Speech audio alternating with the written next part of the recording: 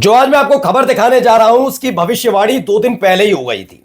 खबर यह थी कि 19 तारीख के बाद कभी भी नरेंद्र मोदी साहब को इस्तीफा देना पड़ सकता है, देंगे नहीं, देना पड़ सकता है। और यही एक वजह है कि आनन फानन में बीजेपी के राष्ट्रीय अध्यक्ष जो मोदी शाह के मन मुताबिक बनाए गए, बीजेपी के उत्तर प्रदेश वाले बीजेपी के अध्यक्ष वो मोदी शाह के मन मुताबिक बनाए गए, जिससे बीजेपी पर पकड़ जरूर मोदी शाह की रहे, लेकिन सरकार में अब उनकी नहीं चलेगी, यानी इस्तीफा होने जा रहा है। अब इसको लेकर एक बहुत बड़ी खबर आई है। खबर यह निकल कर आई कि विदेश से लौटते ही, जी हां, अभी विदेश के दौरे पर है मोदी साहब, उनको और उनके प्रिय मित्र को, दोनों को इस्तीफा देना पड़ सकता है। कोर्ट में कुछ ऐसा हुआ है जिसके बाद अब हालत खराब होती हुई नजर आ रही है। न केवल नेतृत्व परिवर्तन, बल्कि जो 2014 के बाद जिस दौर का, जिस जोड़ी का जिक्र किया जाता था, उसका राजनीतिक अवसान हो सकता है। यह खबर कहां, कैसे, किस मामले में निकल कर आई, आज आपको दिखाऊंगा। क्योंकि अब तक कोर्ट के किसी मसले का कोई मामला हो, कोई भी हो, इनको फर्क नहीं पड़ता था, लेकिन इस बार तगड़ी चोट लगी है बीजेपी को। नमस्कार, मैं हूं प्रज्वल गौतम और आप देख रहे हैं नेशन 360। हमने आपको 2 दिन पहले खबर दिखाई थी जिसमें हमने आपको बताया था कि जेफरी एप्स्टीन फाइल्स हैं, वो खुलने जा रही हैं 19 तारीख के बाद।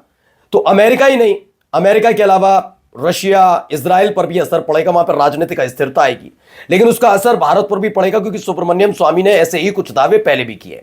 लेकिन आज खबर उससे जुड़ी नहीं है, एक बड़ी खबर निकल कर आ गई। जहां 2 दिन पहले भविष्यवाणी की गई थी, अब एक ऐसे ही मामले में फंसते नजर आ रहे हैं। लुटियंस मीडिया ने लिखा है, नेशनल हेराल्ड केस में फैसला आने के बाद अब नरेंद्र मोदी और अमित शाह को इस्तीफा देना चाहिए। मसला क्या है, आपने देखा नेशनल हेराल्ड वाले मामले पर बहुत सारी कहानियां बताई और कही। अब दैनिक भास्कर की खबर है, national Herald case, Sonia Rahul के खिलाफ नई एफआईआर होगी। ईडी बोली दिल्ली पुलिस की एफआईआर को आधार बनाएंगे। दिल्ली कोर्ट ने एजेंसी की शिकायत खारिज की। लेकिन यहां यह क्या हुआ, यह देखिए, अमर उजाला की एक खबर है, वो पहले मैं आपको पढ़कर बता दूं कि इससे मसला क्या निकलता रहा है। क्या है नेशनल हेराल्ड मामला? चार्जशीट का संज्ञान लेने से कोर्ट का इनकार, सोनिया राहुल गांधी का था नाम इसमें। अब इस पूरे फैसले पर बड़ी तगड़ी चोट ईडी को भी लगी है। ईडी के बारे में तो आप लोग जानते ही हैं, कैसे वो काम करता है, किसके इशारे पर सीबीआई, ईडी, इनकम टैक्स, अब तो चुनाव आयोग।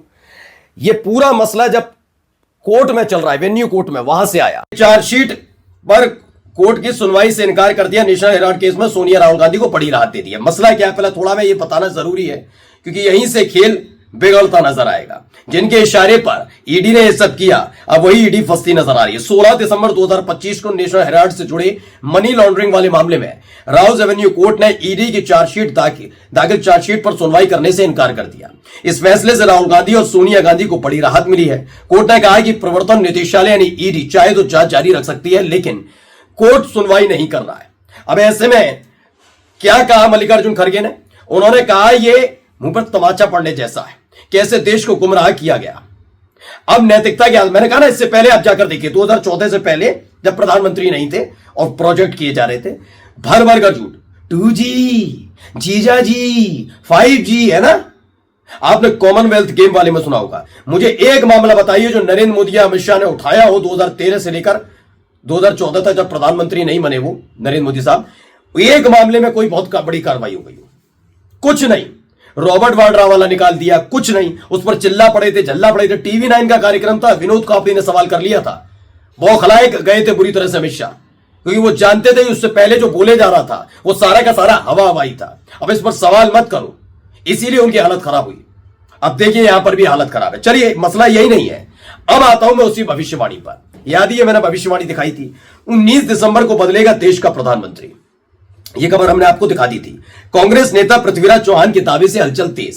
इसमें उन्होंने जो दावा किया था वो था क्या, एक बार फिर से पढ़ दूं, क्योंकि अब देखिए 17 तारीख अब हो गई, विदेश से बस लौटने वाले, और उसके बाद इस्तीफे की सरगर्मियां तेज है। और इन सब के बीच कोर्ट का यह फैसला आ जाना, यानी ईडी की चार्जशीट पर संज्ञान लेने से मना कर दे, कोर्ट मना कर दे कि नहीं हम लेंगे संज्ञान, बड़ी बात हो जाती है।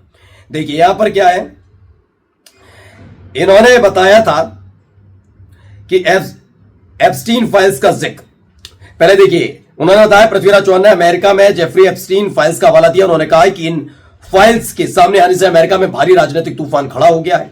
डोनाल्ड ट्रंप की स्थिति भी इस वजह से कमजोर होती हुई दिख रही है। हाल ही में डेमोक्रेटिक समिति द्वारा डोनाल्ड ट्रंप और जेफरी एप्स्टीन के साथ मौजूद 19 तस्वीरें सार्वजनिक किए जाने के बाद वहां सियासी बवाल मचा हुआ है। चौहान का मानना है कि इन्हीं घटनाओं का असर भारत तक भी पहुंच सकता है। कह दिया है कि इसका असर पड़ सकता है और असर पड़ता हुआ नजर भी आ रहा है। सोचिए, 2 दिन पहले दावा और अब यहां पर उस पर बातचीत भी होनी शुरू हो गई। पहला ही झटका, सबसे बड़ा झटका माना जाएगा, क्योंकि नेशनल हेराल्ड वाले मसले के अलावा बस एक राहुल गांधी की ब्रिटिश नागरिकता का मुद्दा बार बार उठाकर माहौल गर्म किया जाता है। इसके अलावा इनके पास कोई मुद्दा नहीं बचता गांधी परिवार के खिलाफ। नेशनल हेराल्ड वाले मसले पर कांग्रेस चाहे कुछ भी कहे, आई डोंट केयर, मुझे भी नहीं समझना। बीजेपी कुछ भी कहे, हमें भी नहीं समझना। लेकिन अगर कोर्ट कह रही है और जांच एजेंसियों के लिए तगड़ा झटका, तो यकीन मानकर चलिए मामला कहां गया था, कैसे गया था और उसके बाद क्या कार्रवाई इस मुद्दे को उठाने वालों के खिलाफ होनी चाहिए। खुद अंदाजा लगा लीजिए। यानी नेशनल हेराल्ड वाले मसले पर देश को गुमराह करने का काम किया गया। आइए एक और खबर जरा पहले मैं आपको दिखा देता हूं। ये सुनिए क्या कह रहे हैं जरा। ये पत्रकार भी है, इन्होंने भी इसी तरह का हवाला दिया था और बताया था कि महाराष्ट्र के एक पूर्व मुख्यमंत्री हैं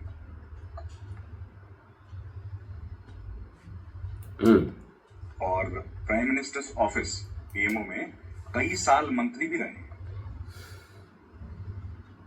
बड़े नेता हैं कांग्रेस पार्टी के। उनका नाम है पृथ्वीराज चौहान और उन्होंने कहा है कि 19 दिसंबर को देश का प्रधानमंत्री बदल जाए। पृथ्वीराज चौहान का यह दावा अपने आप में बहुत सनसनीखेज है, क्योंकि इसको लेकर कुछ पत्रकार भी बोलते नजर आए। पंकज शर्मा ने भी लिखा था कि 19 से 22 दिसंबर के बीच जो होगा एकदम अविश्वसनीय होगा। तो क्या इसकी शुरुआत होने जा रही है? क्या एप्स्टीन फाइल का असर पड़ेगा या फिर फर्क पड़ने जा रहा है ईडी पर कि इस चार्जशीट पर सुनवाई करने से कोर्ट के इनकार के बाद कोई तो जवाब देना होगा ना। नमस्कार।